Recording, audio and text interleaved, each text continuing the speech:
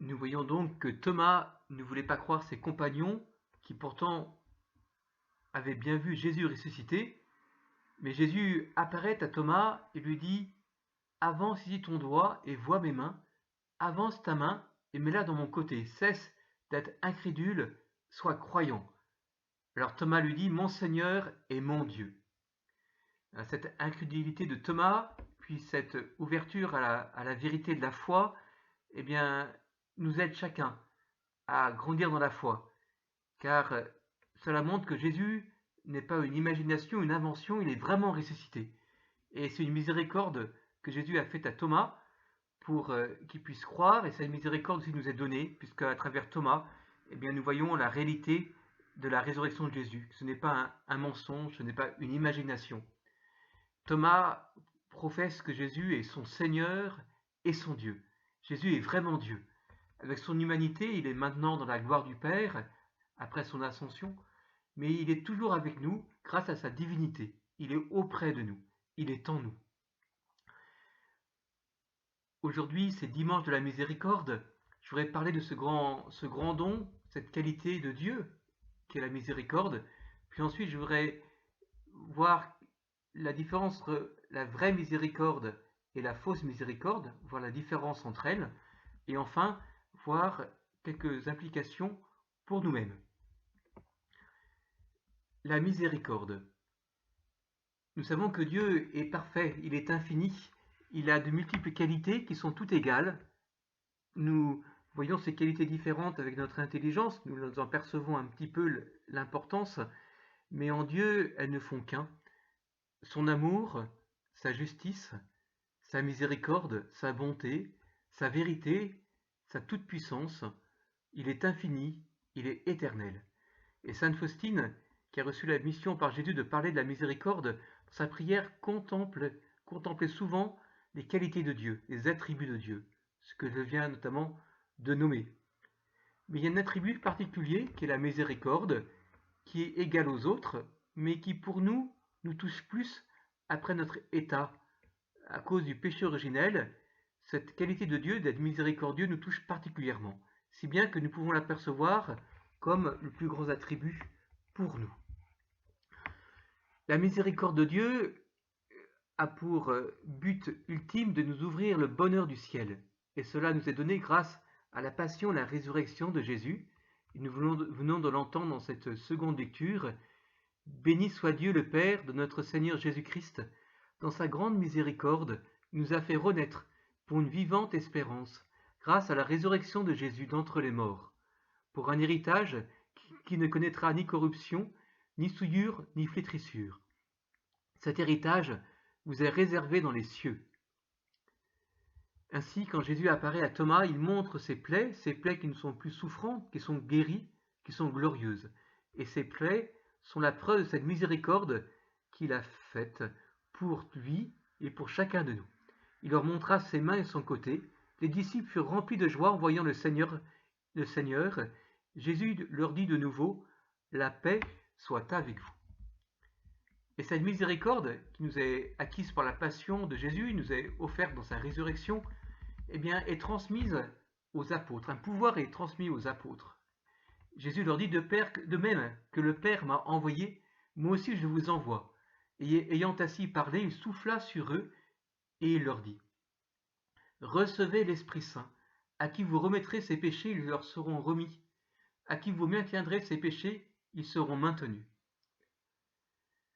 Ainsi, les apôtres reçoivent la puissance de la miséricorde de Dieu. Et saint Faustine nous dit dans son petit journal que nous sommes dans le temps de la miséricorde.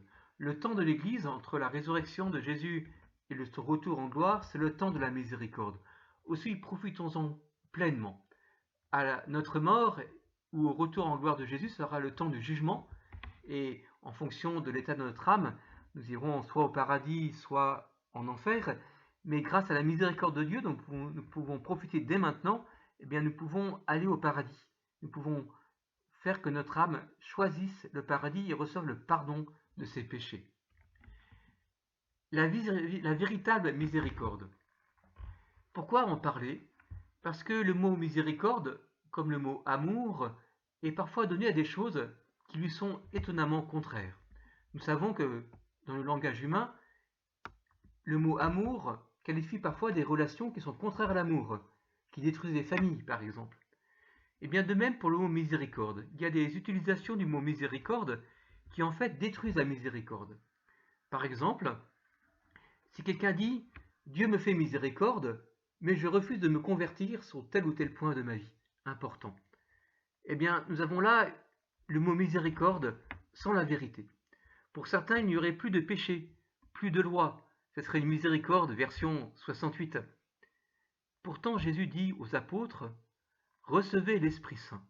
À qui vous remettrez ces péchés, ils leur seront remis. À qui vous maintiendrez ces péchés, ils seront maintenus. » Maintenus. C'est-à-dire que pour ceux qui refusent de se convertir, les péchés ne sont pas pardonnés, ils sont maintenus. Ainsi, Jésus n'est pas pour une fausse miséricorde, qui serait une miséricorde sans volonté de conversion. Car la véritable miséricorde transforme la façon de vivre. Dieu donne son pardon et la grâce de rejeter son péché. Si l'on retombe, on redemande pardon, sans se désespérer. Ainsi, saint Augustin, après sa conversion, avait de grandes difficultés pour vivre en chrétien, à cause de ses mauvaises habitudes, difficiles à changer. Puis un jour, il eut la grâce d'un changement radical. Il a reçu cette grâce parce qu'il a persévéré dans ses efforts de conversion et a supplié le Seigneur. Ainsi, il est devenu un grand saint. Le fruit de la miséricorde, pour nous, c'est la paix de la conscience. Quand Jésus vient à la rencontre des apôtres, il était là au milieu d'eux et leur dit « La paix soit avec vous ». Et dans cet évangile, nous avons 3 fois cette phrase « La paix soit avec vous ». Ainsi, le fruit du pardon, c'est la paix. La conscience retrouve la paix, une paix de petit enfant, comme dans les bras de sa maman, nous dit le psaume. Par rapport à la miséricorde et à la paix, il y a comme 2 maladies. La première maladie de l'âme ou de la conscience, c'est le scrupule, c'est-à-dire de s'inventer des péchés énormes, du genre je fais une lecture de la Bible dans une assemblée de prière et j'oublie un mot pendant la lecture. Je me dis mais c'est horrible, c'est la parole de Dieu, j'ai oublié un mot, mais je serai damné, et on en fait toute une histoire. Pourquoi? Parce que c'est notre sentiment de culpabilité qui prévaut sur notre raison, sur notre réflexion. Face à cela, face à ces petits scrupules ou grands scrupules, il est important de prier, de demander l'aide à Dieu, sa lumière, de réfléchir, que ce ne soit pas simplement notre sentiment qui prenne le pas sur notre réflexion, et de demander éventuellement conseil, un éclairage. Ainsi, ces scrupules qui sont une fausse culpabilité sur des choses qui ne sont pas graves, eh bien, peut nous rendre tristes et nous enlever la paix. Alors que le Seigneur nous veut dans la paix, il apprend cette belle prière à Sainte Faustine, « Jésus, j'ai confiance en toi ». Une autre maladie, c'est la négligence. Pouah, je ne fais pas de péché. Et dans ce cas-là, on passe aussi à côté de la miséricorde de Dieu et de la grande joie. Et on vit en fait, au plus profond de nous, dans une culpabilité, même si elle n'est pas ressentie au niveau des sentiments. En fait, il est important de prendre du temps pour réfléchir sur notre vie et de prier en silence, un peu comme l'enfant prodigue qui était rentré en lui-même, et de demander pardon à Dieu. Alors demander pardon à Dieu en ce temps de confinement, on va dire mais on ne peut pas se confesser. Eh bien, sachons que le Seigneur, dans sa grande miséricorde, justement, depuis tout le jour, avait prévu un moyen. C'est dans la tradition de l'Église, pas depuis 1 an ou 2, mais depuis 2000 ans, quand nous faisons une contrition parfaite, c'est-à-dire quand nous demandons pardon à Dieu pour nos péchés, avec la décision de ne plus recommencer, et quand nous demandons pardon à Dieu pour nos péchés, par amour de lui. Bien, quand nous faisons une contrition parfaite, avec la décision de nous confesser dès que nous pourrons, eh bien, nos péchés sont déjà remis, sont déjà pardonnés. Alors profitons-en en ce dimanche de la miséricorde. Et cette conscience du pardon de Dieu, et ce sera ma conclusion, nous ouvre à aimer Dieu. Nous avons entendu dans la seconde lecture Jésus-Christ, lui que vous aimez, vous, sans l'avoir vu. Eh bien, Sainte Marie-Madeleine a beaucoup aimé Jésus. Il lui a beaucoup pardonné, et en retour, elle lui a montré beaucoup d'amour. Sainte Thérèse de Lisieux disait, mais Sainte Marie-Madeleine avait beaucoup péché, donc on lui a beaucoup pardonné, et elle a montré beaucoup d'amour, mais moi, disait Sainte Thérèse, je n'ai pas péché comme elle, alors je voudrais pourtant aimer Jésus. Et le Seigneur l'a éclairé. Il lui a dit, mais notre vie, c'est comme une marche sur un chemin où il y a des cailloux. Parfois, nous tombons sur un caillou, et la miséricorde de Dieu nous relève. C'est quand nous péchons. Mais parfois, le Seigneur, par bonté pour nous, par miséricorde, enlève des cailloux sur notre route. Par notre éducation, par notre entourage, nous avons été protégés de telle ou telle difficulté dans la vie. Et cela nous a protégés du péché. Et pourtant, c'est aussi par la miséricorde de Dieu. Ainsi, Sainte Thérèse avait conscience que sa vie droite, plus droite en tout cas que Sainte Marie-Madeleine pendant une partie de sa vie, que sa vie droite eh bien, était un don de la miséricorde de Dieu. Et c'est ce que dit la Sainte Vierge dans son Magnificat,